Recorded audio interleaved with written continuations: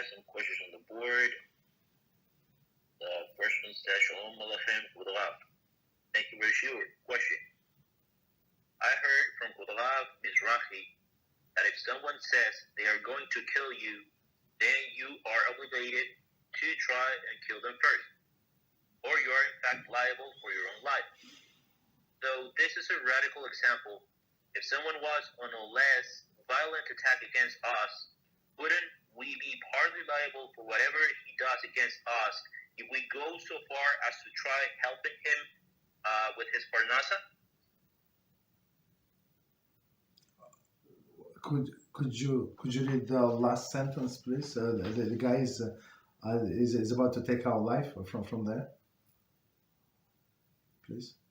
Okay, says if someone, okay, though this is a radical example, if someone was on a less violent attack against us, wouldn't we be partly liable for whatever he does against us if we go so far as to try helping him with his parnasa?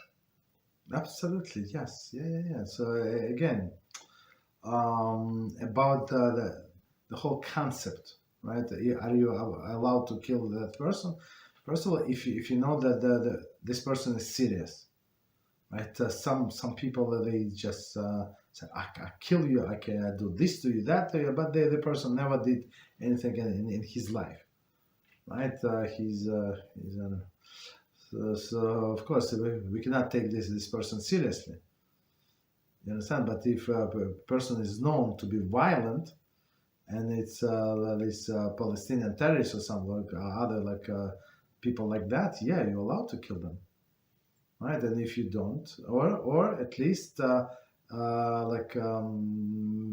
all of the necessary precautions so that he would not get to you, right? But we otherwise a person would be liable for sure, right? So this famous verse of Gedaliah on 3rd of Tishrei, they told him that this guy Ishmael came from different country, Moab, I think. He was a Jew, right? In order to kill you, right? The Gedaliah was the representative of Babylonian kingdom, right? He was a Jew, but they sent him, you're going to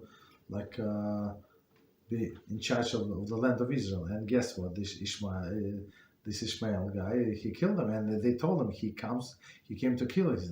He said, no, it's Lashon Hara. He's a Jew. How can you say that? We should not believe it. And it was, guess what?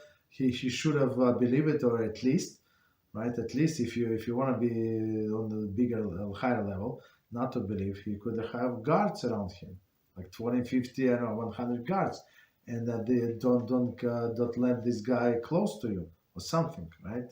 So if you can do that, so of course you're not obligated to kill him.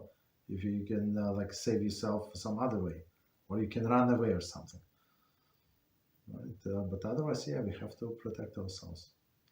And again, I remind this helping somebody who wronged them or wronged us. So it's only amisecha.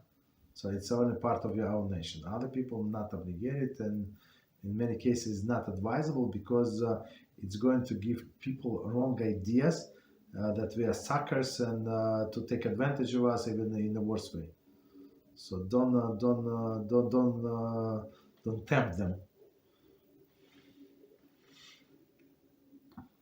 Okay. Thank you, Rabbi. You're welcome.